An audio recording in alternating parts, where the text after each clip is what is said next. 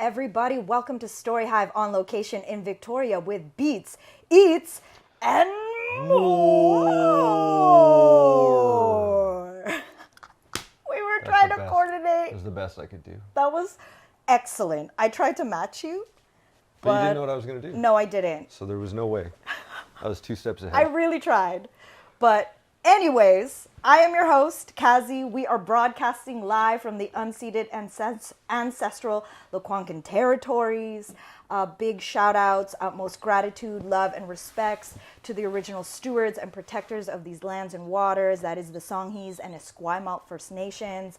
This is episode 3 of our Victoria chapter. We are no longer in Van City, and I have been having such a good time reconnecting with the Victoria homies who I got to meet back in 2024 when I was here in February for Winter Arts Fest. And one of those homies so happens to be this man right here, Andrew, aka Looting, a boundary blurring DJ, producer, and multidisciplinary artist based here in Victoria, BC, known for his high energy post-genre sets that tangle jungle, UK funky, deconstructed club, hardcore, experimental textures, and more. Looting is a force in the underground with 9 albums, festival appearances, and co-founding the label Pleasure Management, also part of Resonance Collective. He's been shaping soundscapes that hit both the head, the heart, and the dance floor. Say what? Welcome, everybody. I want to start from, the beginning of how this creative human being came to be in front of us in terms of, in order for us to understand who you are as an artist and a creative here and now, what do we need to know about a young Andrew? My self-location process has been extremely difficult. Talking about influence, my influence is my life so far. And it's been very complicated, to say the least. And musically, I think that comes through. Sometimes I joke that, a lot of people joke that my music makes them cry quite a lot. And I've always kind of just had this weird sense for melancholy in music being used as a voice for existential struggle. And that's been an existential struggle that I've myself in trying to find out who I am. So the context for that is that I was adopted, basically. So I feel a bit disconnected from place. I was adopted from birth, and I've never met anybody that was biologically related to me, and I don't know any of their names. I don't know who they are. I don't know what they look like. And so that's put me in an interesting place, for trying to figure out what I'm to do with the world that is presented before me. So what I decided to do, actually, through a series of interesting events, I was being very noisy in church. Sorry, I'll tie it up here. Yeah. So I was being really noisy in church, my dad, because I was often very noisy in church, and still am. And then he was like, if you shut up for the rest of church, I will buy you a guitar. And that's where it all started. Is I didn't, but he got me a guitar anyway. And I ended up with a white Fender Stratocaster, and I never stopped. It was when I was 13 years old, and it was, so before that I kind of wanted to be a comedian. I knew I wanted to perform. There's lots of traumatic reasons for that because of the sort of situations of my adoption. I recently had my diagnosis from ADHD, strictly switched to obsessive compulsive, as well as borderline personality, and with autistic traits. So essentially I found out that 37 years of my life had been living under a false pretense that I was somehow similar neurologically to people that were raising me. And then that turned into a people-pleasing habit. Long story short, I ended up as a musician. And I started playing guitar. I played guitar every day from the time I was 13 to maybe last year I put it down, and I'm 37 now. I put it down more often than I ever have before. But alongside that came with a lot of studio time. And I was a very isolated kid. I was very outgoing, but I was very like I was an outgoing invert, or an outgoing somebody that was I built such a strong mask that it turned into being my special interest ended up being music. Was that growing up here? No, I grew up in a very small town called Fort St. John, which is just it's about 8 hours north of Prince George. Okay, so yes. very close to Alberta, and is practically Alberta. Really no culture, really nothing. It's an oil field town. I would never recommend going there. Personally, I love the people and everything, but like culturally, it's kind of devoid, and it's because it's essentially like a corporate settler establishment.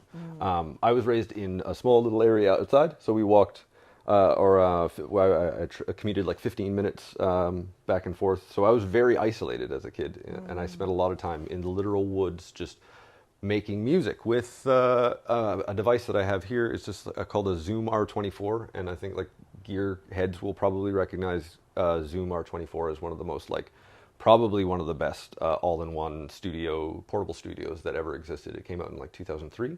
I got it in 2004.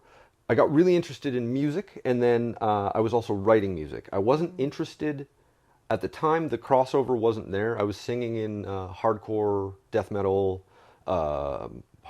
screamo, what you'd call now like emo. Right. I was singing bands like that. I was drumming in death metal bands. And was that there or here? Up there, yeah. I lived there till I was 25. From 2007 is when I started doing electronic music as a full-time thing, but I was always kind of trying to incorporate it.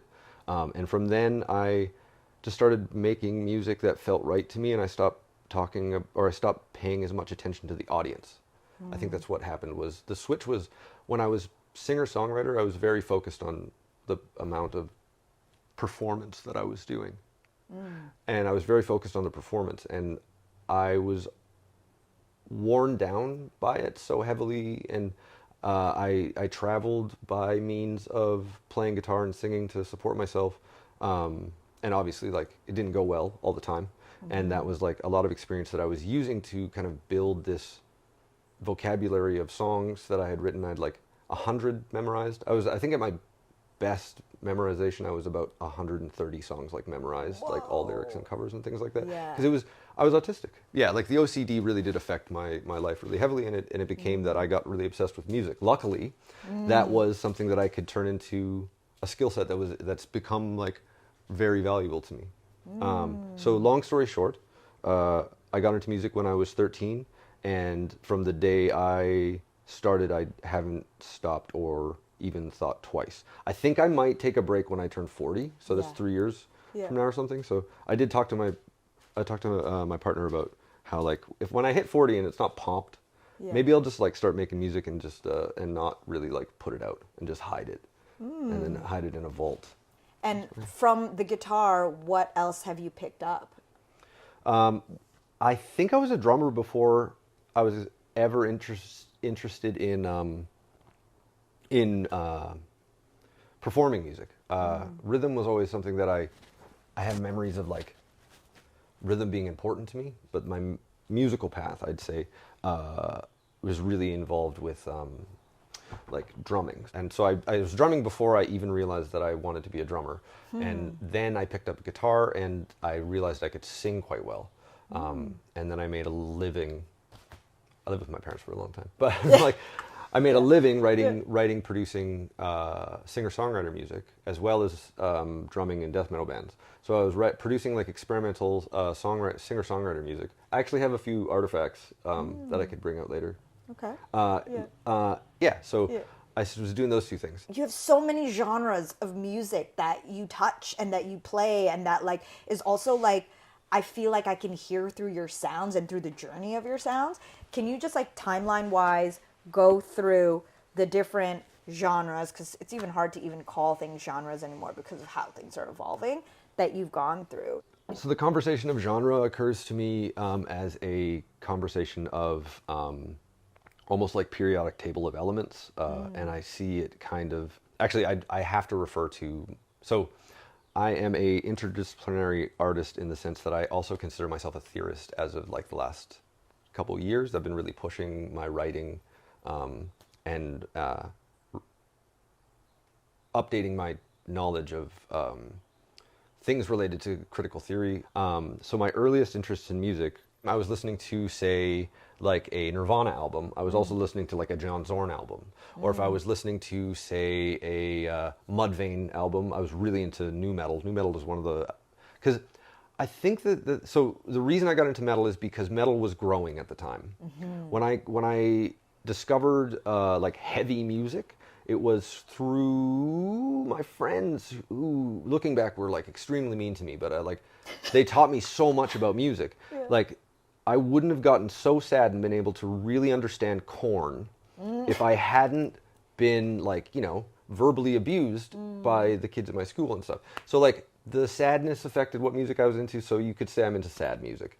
I'm into black metal is a big one for me. I love black metal. Not a huge fan of first wave black metal, so don't quote me as like a fundamentalist black metalist. Yeah. But I'm a metalhead. Like I came from metalhead. I sang in bands, a screamer, post-hardcore groups, drummed in bands, and really just utilized my voice because I taught myself to sing via like cranking stereos and then just like screaming over the music to try to just emulate what they were doing, and then develop my own style. And then I started going to bands. I was really interested in experimental music from the beginning. Experimental music has always been important to me because I think I'm a, what's that called? A neophyte? Oh, what's that? It's just like constantly obsessed with new stuff. Like everything's got to be new. And I really love watching things evolve, and I have a really good intuition for where things will go musically. I can see that. I've been right a few times. Like the Jersey Club being a part of pop music thing, called from the beginning. And like when Diplo messed with the Jersey Club scene, I was like right on Unique's side. Like there's this whole, I've been following the path of like, I've been following it for a while, and it's led me here. So I have three pillars of interest when it comes to music and, music, rhythm, and I'm not going to say aesthetic, but like I would say aesthetic in a formal sense, like ideology and also like visual language, symbology, and like that kind of thing. That would be like I would combine all those things into the aesthetic. So those would be my three pillars. And I guess I wanted to know, you know, from knowing like the early origins musically of what you've been into, what was this moment when you first discovered or came across techno, you know, like the crossover into like electronic? Oh, I was early in my life I was born. Yeah. And then I got into music. And then I was in a CD store. Like there was a CD Plus. I would pilgrimage there because I lived out of town. I would pilgrimage there after school because it was downtown. And I had a friend, so I was metalhead. And like the metalhead clique was very strict about the rules. You know, like you don't wander over to the world music section. You don't wander over to the comedy section. You don't wander, and especially unless you want trouble, you do not go to the electronic section. As a metalhead in like '96, that was a rule, right? But I was like secretly like closeted electronica fan. I first realized I was into electronic music when and I came out in 2013 as an electronic music fan and renounced my metalheadness, kind of, because I was like, I can't stand the rules. So electronic music allowed me to just not, and I don't even like calling it electronic music. It allowed me to just really shape stuff. So when I made music in my room with guitars and stuff, it was like I would be just layering over and over with microphones and guitars and stuff like that. So I was kind of doing DAW work, like digital audio workstation work, analog, in an analog sense. So this was a natural progression for me to do it. So when I realized that you could chop drum loops, it was over. That was the moment. So that's what happened. Yeah. I love that. That's amazing. I'm trying to do short answers. Yeah. How did you end up here? In Victoria? Yeah. I moved here out of necessity. Nelson had no more vacancy. I came with them here. Yeah. And after a while, I obviously made friends and stuff. And then, what was that scene like here? When I got here? Yeah, in terms of like the music scene. Could you find right away what you liked, or did it take some time? / were you the one who just had to create it? That's all of those things a little bit. I tracked the scene, basically. It was like, as somebody getting into the electronic music scene in a city where there was no electronic music scene, I hungrily kept up to date with Vancouver's music scene from Fort St. John, randomly in my basement, like just reading about Michael Redd, reading about Self-Evident absolutely like changed the way I looked at music. Michael Redd changed the way I look at music shout and outs to sound. Michael Redd. Michael Redd, Low Indigo, and all they changed my life in such a heavy way, like remotely, that I was sort of like, when I got here, I knew quite a bit about the scene when I got here. And one of the reasons I decided to come here was because I hadn't heard much. And when I got here, I knew that there was companies and I knew there was people doing things. And when I got here, I was both like really interested in learning and getting involved. So when I got here, there was like things going on, and I was very knowledgeable of the things that going on. I was hoping to come in and like meet. But then 2020 happened, Right. and also like Subdivision wasn't around when I got here. Hush wasn't around when I got here. I had kind of missed an era, but I was aware. Like, I immediately met Rhythmicon. Sorry, quick sidebar for anyone who doesn't know. Who is Subdivision? Oh Hush? yeah, Are I these- can explain those yeah, things. Yeah, Subdivision was Yeah. a production company. Got it. Chris Longshanks and as far as I know, he was like he's the one that comes to mind that was doing it. And as far as I know, was like one of the biggest influences. They used to do events at Lucky Bar, and they had people through. Actually, this is very good to talk about because it brings up the theory thing. Is they had Code 9 come through. I believe they had. It was like Scream. It's just like everybody crazy. I think they said they had Kingdom through, who's like a Fade to Mind boss. Maybe Bok Bok. Like all these crazy like 2010 to like 2018 legends kind of, well now 2018, but it stopped before. Yeah. But they brought all these people through that I was huge fans of, and they were the only people doing that in Cool. the country. In Vancouver people were doing it, but like Yeah. even less so. And Yeah. then I tried to kind of carry on the tradition of that when I came here, and then I've started club nights in every city I've been a part of.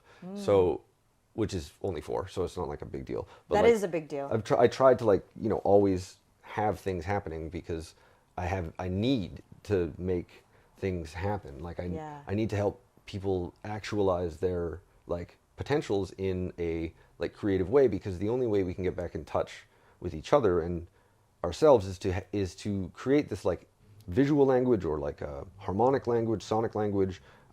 We need the time by ourselves to kind of like create these things, and so when we can speak authentically about how we feel, and knowing that how we feel, then we can learn authentically about others' feelings, because we all have the language to express it. And I believe music is and artistic practice is that. And the spaces that we create Yeah. with this shared interest, And big shout outs to you, because like, we need to create the spaces that we actually want to be in. We can't be expecting that that's just going to exist or sit around and complain.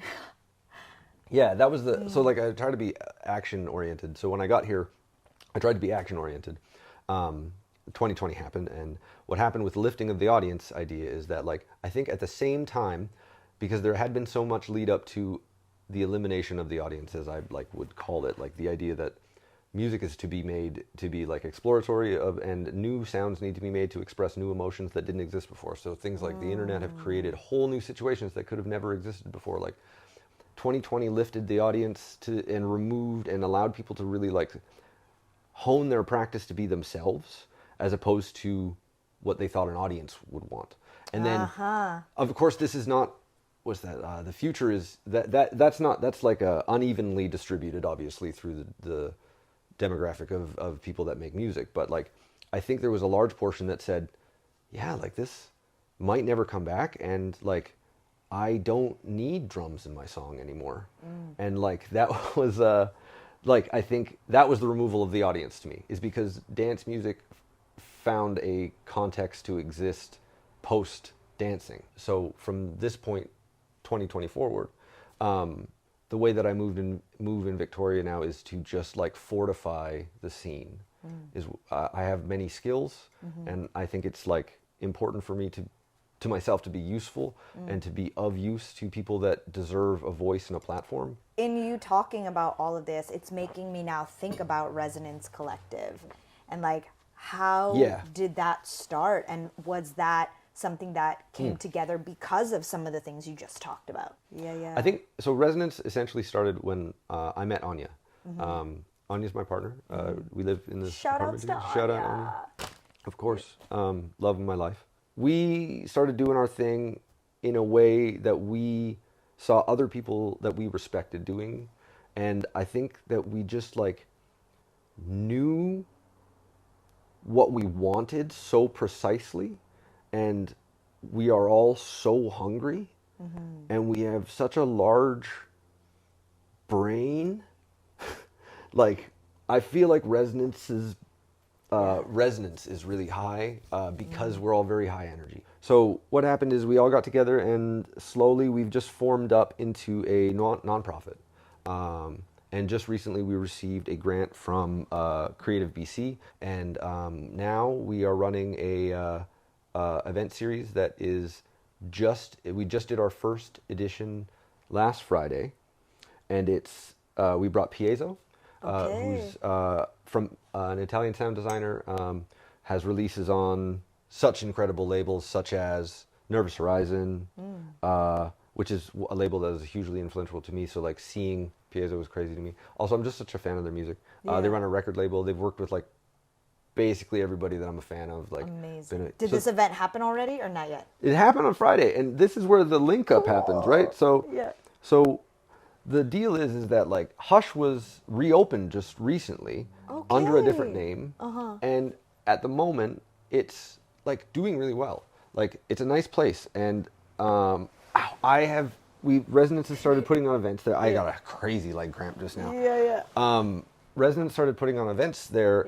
This was our first one back after like 6 months off, maybe more than 6 months. And I took 6 months off as well. So like it's just like kind of a summer of return a little bit. The event went so well, and it was so. It's the thing is that we had this project called Depot, that ran out of Quadratic Sound over in Queens Ave, and that was the home that Resonance made in the city, and how everybody kind of got introduced to us. Because as much as we did, so it was a venue that we rented. I did for a long time. I was doing a once a month that was called Depot, and then I think this would be it would be good to approach this as a team and really make it like a home, and so we started doing that, and we started bringing in artists. What we're being we're being the EQ that we want to see in the world. That's like the corniest thing that I could come up with to kind of try to cap it up. Cool. So I like Hush, it. so Hush is now Downbeat, essentially different owners and everything, but it's the same spot. And we just did an event there. So like in coming here, I said this city needs like queerer music, and like it needs to. It's just like, look, there's a dynasty thing that happens in BC that has happened in BC. I think when it comes to the music that is presented to the general public, and I think like the dynasty generation gap is so large right now that when I got here it was large. Like people have kind of like a lot of scenes have huddled a little bit, and like there's a bit of monoptics, like there's a bit of like genre pluralism going on as much when I got here. And then as the electronic and like the rave music scene in general switched over the period of like 4 or 5 years since 2020, because the like queer aesthetics of dance music have been adopted in the like very Mark Fishery like capitalist realism type way that it always does, right? Like they take it from us so they can sell it back to us, kind of thing. As that happens, those kind of aesthetics are now floating into where it's accessible, right? So whereas dubstep was an accessible aesthetic where you could kind of like, I think there's a difference between like embodying and carrying forward, and then there's photocopying. Yes. And I feel that Canada has a tendency to photocopy in the same way that like techno was photocopied by Europeans. Like, I mean, it makes sense. Like our music industry is so much smaller. Yeah. Almost non-existent in a lot of senses for when it comes to like independent artists. Like we really have very little infrastructure. We don't have a news source. When I was envisioning my life in club terms, I've ended up in a place where I think that the thing that I've watched happen in other parts of the world, I think can happen here, and I think I can help. So if you like making music, or if you like think you could DJ, think you could make music, if you're being held back by skill sets, financials, anything at all, I'm at your service. I am here to make sure that like if you want to learn something and I know how to do it, I will help you. My DMs are open. Like I'll be linked, right? Like I just think that so I have this quote that was handed to me by a friend that is supposedly, and I believe him, but I don't want to accredit this quote to them unofficially. Yeah. So this is what I heard Code 9 said once. He just very simply said, just make tunes. Like just make music. Go listen to music and then make the memory of that music. And the financial barriers to music at this point are non-existent. There's no reason not to just fly at it if you have feelings. Like I think that the thing that's happened with like the popularization or like the like floating up of the idea of electronic music, when all music is electronic. If it comes through a speaker, it's electronic. It's not like, it's no different than regular music. We're not talking about a different kind of expression. Singer-songwriter music has always been regional, oral traditions, and folk music is, when it's of the era of the technology that it's in, it can be singing in. But like right now, singer-songwriter music is written in Ableton or Fruity Loops, cracked copies of everything like that. Right. So what we're experiencing right now, I think, is like so many people are trying to sell music production to you, and so many people are seeing that and going, I can't do that unless I have money. I've been financially, so my part of my background is that like because of my disability, I've been financially like not good for long periods of time. And the only thing that got me through that was the fact that like I learned how to make and record and satisfy my desire to make music any way I could. And I think that is being, sorry, and I'm saying a lot of I thinks right now. Yeah. But like I'm just here to help, and any financial barriers can be dealt with. All of the materials can be collected to do those things. And like, I think that the thing that needs to happen more is authentic creation of maybe like, I want to see us do a genre. I need Canada to do a genre. I know we have, but like, in some senses, but like, we need one now. It's so, mouth's so dry. Do you need more water? Yeah. I'm good. Sorry, I just talk really fast. But yeah, I think that the thing that resonates, I think we all want is to be able to go, this is now something else. Like we've taken the influences, we've been listening, we've been getting to a place where we can make and make in a way that's authentic to us, in the same way that the people that we're listening to is music is authentic to them. To create a kind of like create a language that is ours, or like a sonic language that is ours. And that has to do with decolonization, that has to do with anti-establishment, that has to do with land back, that has to do with everything that's like music is the it's the thermometer of society. Yes. That's the Art is that. art is that. Yeah. So Resonance Collective Shift. Yeah. We're doing shows at Downbeat from here to the end of the year, and we have state sponsorship. Thank you, Creative BC. Very stoked to even have the possibility to do some of the things that we're thinking about doing. So some of the things that we're talking about, and the general idea of Shift is that we want to bring context to the club. So the idea is that the evening is set up to have a workshop. So, for example, the show that we just did, Piezo is a sound designer and an incredible sound designer. So we took the opportunity to run a by donation workshop to invite everybody we knew that wanted to either start making music, was really good at music already. Everybody that is interested can come for free or by donation, just get in there and learn things. And then as you learn things, you will discover kind of like, maybe if you heard a sound once and then you know how that sound is made, that is an applicable concept to the political context of music, the theoretical and philosophical context of music. The contexts of music are so many that like there is an infinite amount of workshops to illuminate the music that you will then hear in the club later, which is, and I want to be clear, like I like dark clubs Resonance is about dark clubs. Dark and as in... smoke, dark. Don't see yourself on the dance floor. There's a trend of birthday party lights on the dance floor. People being able to see each other at a concert. I don't understand. Like, I really need everybody that runs a venue or like works in anything with venues to look up the word immersion. That would be wicked. And then, so basically, like, I want to assure you that if you come to a Resonance show, it will be correctly immersive. And I don't mean immersive in the same sense that VFX guys mean immersive. Yep. I mean immersive as in it will be dark enough for you to forget that you are being looked at, because every day we are being looked at. Yeah. And we don't get to escape, and the club is our escape. It is the escape, and I'll stop talking now. Yeah, in that darkness too, it's like the immersion, the way I am receiving that is that it's like you get to become the vibration that is like already permeating within the space. I don't want anybody to like look at me while I'm doing this.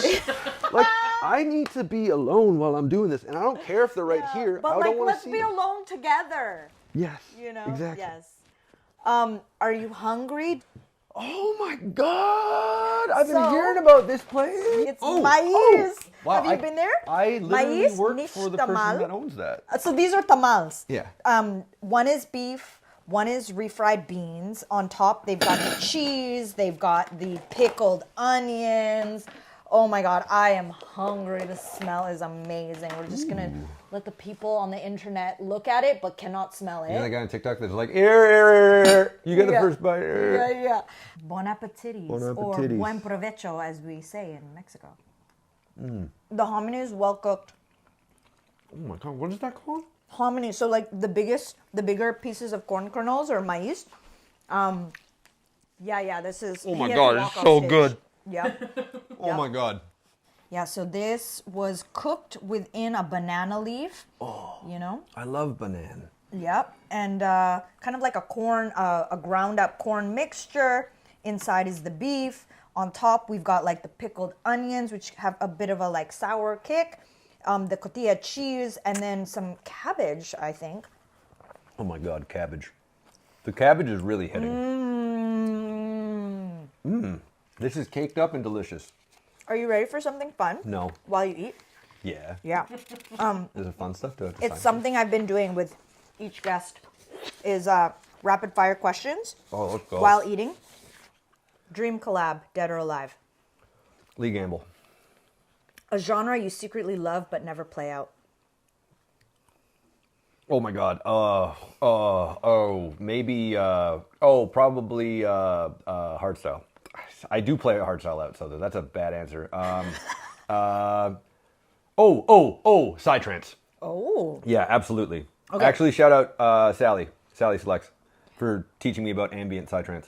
One producer who blew your mind and changed how you hear music. Michael Red changed the way that I look at music. Drums first or melody first when building a track? Oh, it depends on the track. There is no yes or no. Good answer. Biggest musical red flag on a date? Marilyn Manson. If your sound had a scent, what would it be? Death. What was a turning point track or set that shifted how you saw yourself as an artist? Unit playing the Project Moon Circle Boiler Room after party. What's something the Victoria scene doesn't get enough credit for? I think that the Victoria music scene doesn't get enough credit for diversity. I think that like, and when I say diversity, I think there's like a lot of different stuff going on at the same time. So like I'm a big fan of people smushing themselves together in small spaces. And I think like Victoria has a lot of potential to be a really good place to do that in a lot of different places. I think that one thing Victoria doesn't get enough credit for is it's probably like how long the club history is here. So I think that there's a lot of potential to really like grow organically a new genre that feels right for Victoria. That's what I feel it doesn't get enough credit for, is the potential. Ooh. Yeah, and I believe that. I believe that. It's a vibe out here. It is a vibe out Last here. question. What's one thing you wish more creatives in Victoria would try, risk, or remember? That I'm here for you. That if you need copy written, If you need photography, if you need graphic design, like I'm not incredible, but I'll do it for free because I want to help you. Because we have to start doing things. We need to get active. Yes. Dude, I appreciate you so much. Can I give you a hug? Or our microphone's going to smash. No. Yo, this was awesome. It was so good to get a glimpse into your world, your mind, your background story, and there's so much more. So, y'all, if you want to find out more about looting, where can they find you? How can they learn more? Especially with these upcoming Resonance Collective events, if you're based in the Victoria region. If you want to get a hold of me, my DMs are open on all platforms, and basically I'm looting music. On Blue Sky, though, I get crazy, and you can follow me as Rot Stewart. So there's like that's how you get a hold of me. If you want to follow my nonsense, Blue Sky, SoundCloud, everything else is just looting. So yeah. See you there. And yeah, seriously, message me. Call me. Yes. We are going to finish up this meal. Shout out to everyone who's tuned in on the live stream, everyone who's watching the replay after. We appreciate you. Once again, this has been Beats, Eats, and More. That's all like, that's horrible. I haven't done that in a long time. And Vancouver is going to make fun of me for it. I have to leave. Bye. Bye.